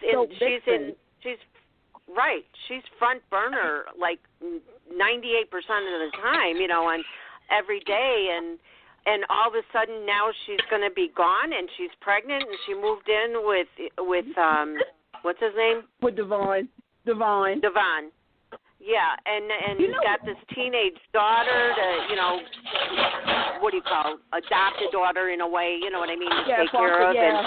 And now she's just, what is she going to do? Just, like, have the baby, take the adopted daughter, and hit the road? I mean, this just doesn't make sense. The thing is I said this from jump, is that, you know, with Young and the Restless, they had to take a lot of their characters and couples and break them down and slowly have a rebuild. When I say the Hillary and Devon fans was patient and they saw, you know, the magic coming together, and now, like you said, right now it's the height of their rebuild of a relationship. Mm-hmm. And not only that, but you're seeing a little bit, and correct me if I'm wrong, but I've seen a little bit of old school Drew and Neil with Devon and Hillary. Yeah. Yes. Yeah. Especially with Shauna. That's the girl's name, right? Shauna, the teenager. Right. Yeah. I'm seeing a little bit of that. like history, the fact is that, Devon, we all remember how his storyline started. He got taken in foster care and stuff. Right. We Even know Hillary. Neil brought that up to Devon when Devon was like, I don't want her living with us, And Devon's like, well, if we didn't help you out, True. So there you go. Same thing. And I'm also going to throw out to the powers that be, Mal, paging Mal, that if you've run the core burning of Devon and Hillary, then there's a magic opportunity. Pair her with Nick. With Nick wanting to go bad boy, with everything going on, the chemistry between them would be amazing. Like the fact that she's become such good friends with Phyllis would throw such a kink into that. Pair her with Nick. True. What about Devon and Abby? I think Phyllis still wants Nick. She says she loves Billy, but I think she still wants Nick. Absolutely. Yeah. I was thinking about that, too. It's like, okay, Hillary, Nick, Hillary and Jack, Hillary and Kyle. But then I saw what Young and the Restless did. They thought they were They thought they were slick. I did see that scene when they had Devon and Abby. And I was like, oh, okay, so y'all doing a chem test with Abby and Devon. Okay. I caught that. I was like, all right. They've done that like 3 times already. They've thrown like you said, that could work. That could work. We said that before on previous shows. Yep, but that's what General Hospital used to do with us with Nicholas and Carly. They gave us a couple of moments where we thought, okay, here we go, for it never to happen. But then think about it. At the same time they were throwing Nick and they were throwing Devon and Abby together, they were also testing Hillary and Kane. Yes, and that's another lost opportunity. That would have been a lot of fun to watch them play out. That would have been interesting. But you know what? I think, and this is me just saying this, if we're going to do Devon and Abby, if Young and the Restless does do that, that means that Neil and Ashley will be in each other's orbit, which means that I can probably get my freaking couple that I've been waiting 20-something years for of Ashley and Neil. Oh, AKA my God. Nash. That's a double Nash off the Good Humor Truck ice cream swirl. What? Yes, and yes. We even came up with the mush name, the couple name, Nash. Mm-hmm. That worked. I would do a dash for Nash. A dash for Nash. Yes. You're welcome. Okay, kids, we're down to 12 minutes. Let's hit on GH because we could go on and on all day about Y&R. Same thing with GH, too, as far as I'm concerned. Okay, so I saw something that said there's going to be a baby switch concerning the adoption. I didn't read it, though, because you know me with spoilers. I don't like them. So who has the feeling that Lucas and Brad's are going to end up with Nell's baby? I've been saying that for 2 months now. Absolutely. We've been saying that for a while. Absolutely. They're going to pull the rug. It's the last double ditch. Nell's out. Nell's on her way out. It hasn't been announced yet, but all the signs are pointing to it. There is no way to redeem her character. And Nell's finally gone. We're going to find out when Brad and Lucas have had the baby for about 2 months. We're going to find out, bing, bang, boom, and bing, bang, boom. Monica, for whatever reason, switched to paternity, and Michael was never the father in the first place. Bing, bang, boom. We thought this with Maxie because it was like Maxie and Nell were both pregnant at the same time. That Peter had the baby, was there with the baby. It could have been an easy switch. Something happened with Nell's baby. I think that was the original plan that General Hospital was trying to do. But I think something happened behind the scenes where it was like, okay, we can't do that, or else the writer saw what everybody was saying on Twitter. The thing is that with a baby switch storyline, I mean, personally, I if this was a couple of months ago with Maxie, I would have been interested. I'm not interested in it now, but I am interested in something else that they could do with Nell and that baby. Is everybody has been saying that it's not Michael's kid. It's kind of, nice that we know Chase knows her. Right, yeah, that was another thing that I was thinking, too, is I wonder if possibly, I don't know how much time span there was, but could possibly Chase be the father? And, I'd like to see that play out. I mean, I was surprised because I knew by, again, the title of the spoiler, that somebody was going to come and then Nell was going to be shocked. I didn't expect it to be Chase. Oh, I did. I mean, that was another thing that if you guys remember, I thought that he was going to end up being best friends or some sort of involvement with her ex-fiance. This was even better, that he fell for her and was her scapegoat to get out of jail free, card. Don't pass go. Don't collect your $200. Oh, and by the way, impregnate me. I've got pass go. Boom, bing, bang, boom, ding, ding, dong. Yep. So I can get some money. Yep. This is a 2-year storyline that was written in the stars. Yep. And if this turns out to be, Lucas and Brad gets her baby and, she's boxed into a corner right now, maybe they put her in the insane asylum because I don't think she'll go to jail. A couple months down the line, she could come back and go to Chase and say, you know what, that's your baby. And then here we go with a whole new storyline of Chase going after, Lucas and Brad to get his baby. I'm just waiting for. I don't see her going to a institution. I can see her going into a grave. I can see a Who Killed Nell storyline. You think so? I really would hate for her to leave. I mean, I like her as an actress, and I don't know. I mean, think about how they redeemed Roger Howarth on One Life to Live. I mean, he was a rapist. Well, I mean, you look at General. I mean, here's the thing with General Hospital, and this is just my opinion about it, is that I would agree that they should, have her written off the canvas, and then, months later she comes back for a story arc. General Hospital, you hear that? A story arc, not a full year. A story arc. Right. Diane Jenkins. Yes. Right, and have her do that. But the way that they have Carly, Sonny, Jason, now Michael's kind of like turning and kind of thinking like, and then you got Chase. I mean, I feel as though General Hospital is going to set up a Who Killed Nell storyline because they really haven't had one in a very long time. I'm going to say a murder mystery. Wait a minute. They haven't had one, but you know what I'm thinking the murder mystery is going to be? Dr. Bench. Interesting. I mean, pardon? It was originally going to be Who Killed Peter, but now they signed him on, and he's staying. So they scrambled with that. Shocking. They scrambled with that because it was originally going to be the Who Killed Peter story. That was going to be the whole summer storyline. So they do need to fix that quickly. Yeah.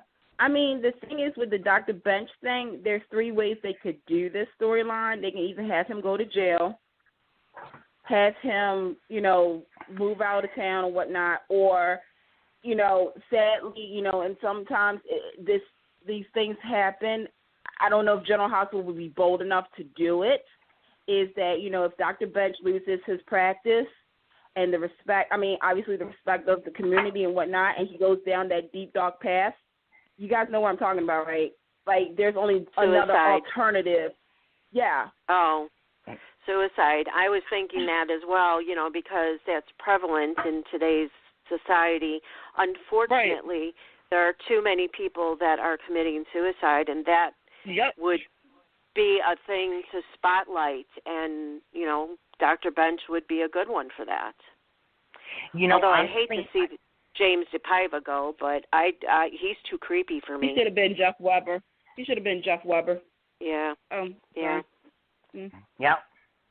And that it would be a much more powerfully, prevalent story if Kiki kills herself rather than if Bench did it. If Bench drove her with all of the stuff that's been in the media, especially with that girl, the 14-year-old girl that pressed her boyfriend into killing himself, with him being that creepy, that she, Ava being her mother, him being creepy, never having love, the only one that really understands her is Franco, and, for all intents and purposes, he's a reformed psychopath himself. I'm just going to take myself. it'd be much more powerful with Kiki than it would be with Bench himself. I mean, but we're do down you to think 5 General minutes. Hospital would do it? Just so you know. Okay. Do you think GH would do it then? No, I don't. GH doesn't have the balls to do it. Days would do it. GH wouldn't do it. And now, unfortunately, I have to bring up the elephant in the room. Drew, Jason, Sam, Mess, what? Fell flat. So badly fell flat did that fall. Yeah. I'm not saying anything else because I feel as though like that has been my biggest pet peeve with GH for 5 years. Because, with when the first time that it was announced that Billy was Jason, that whole reveal, like I said, the storyline fell flat. Kelly Monaco, Rebecca Herbst, and Laura Wright saved that storyline. This time around, completely. There was no way. And it's sad because it was such big hype. They kept saying this is the Umbrella storyline for 9 months. No, it was the Peter storyline that was the Umbrella storyline, Frank. You just had, I don't know, and I don't think they can even, it's too late. We should have been known what's happened with Jason the last 5 years. We should know Drew had his memories back. We should care less more about Oscar. Yeah, I said it like that. We should, have Sam. I mean, and it's sad. It's really sad. Sorry, General. It is. Now we're down to 3 minutes, so let me put these two things out there real quick because I think you'll agree. Griffin and Kiki slept together, and I can hear the bombs literally going off now when Ava finds out. And Mutcher has lost her mind. Again. And I love that. Hallelujah. I'm so happy for Nina. I'm going to get emotional. I'm sorry. The only thing that would make that portion of the storyline better is if Lucy would somehow stumble in and have to be taken hostage too, because anything with Lucy is just better. But I know, right? Absolutely. Could you imagine? My dream storyline would be for her, Franco, Lucy, and Maxie to go on a road trip to find, the Hope Diamond. That they have a clue as to, you know what I mean, and go on a road trip together. That would be the best storyline ever. Yeah. Ooh. All right, and real quickly, there's one thing I'm curious about, and you guys might be able to answer this because for the life of me, I can't remember. What am I missing about Liz and her family? Franco wants them there for the wedding, but she refuses to even invite them. Me. What am I missing? Real quick. What What's missing is they're all being held hostage by Grandma Audrey with her boys in her attic. That's what you're missing. Yep. That's pretty much it. Okay. All right. I get it now. I just couldn't remember. No, there is nothing. Sarah was a nothing character. Obviously, Jeff, we don't really know Elizabeth's mother. We don't really know her. Nope. Jeff Weber, Monica's too old to have a love interest, unfortunately, and I would love to actually see her come back to the forefront a little bit. So bringing Jeff Weber back really brings nothing to the canvas. We don't know Elizabeth's mother, and Sarah was a nothing character. So quite honestly, the answer to your question is nothing. Let's see. Let me see. 20 years ago, they went to Colorado and then to Africa, and then the sister, and then Elizabeth came, and then, Elizabeth had been through so many traumatic events in her life and not one phone call from her parents. Then she, gets a sister, Hayden. They could have brought Jeff Weber on for that. Before that, her brother Stephen was put to jail. Father could have came for that. Basically, General Hospital has been teasing us about her parents for the longest time. And I think now, if anything, if GH actually is serious and committing to bring the Weber Hardy family back to the forefront of that show, I will happily pass out. Yeah. Okay, and one more. I'm so sorry. We're down to 45 seconds. They're in Ferncliff. Where the hell is Heather and Olivia? They're in Ferncliff. Well, that's what I was thinking, too. Where's my crazy my Heather? God. Where? That's what I was thinking, too. Yeah, I know, right? All right, guys, we got to wrap it up. 30 seconds here. Thanks, everybody, for joining us. Thank you for Michael Caruso and Kyle Lowder. Be sure to watch Ladies of the Lake Return to Avalon Season 2, due out on Amazon June 19th. And if you haven't seen Season 1 yet, go watch it now. It's still available. Don't forget to leave your review. And we're down to 10 seconds, and we have a show coming up possibly June 21st, so watch our social media. Good night, everybody. Thank you for joining us. Good night. Good night. Night.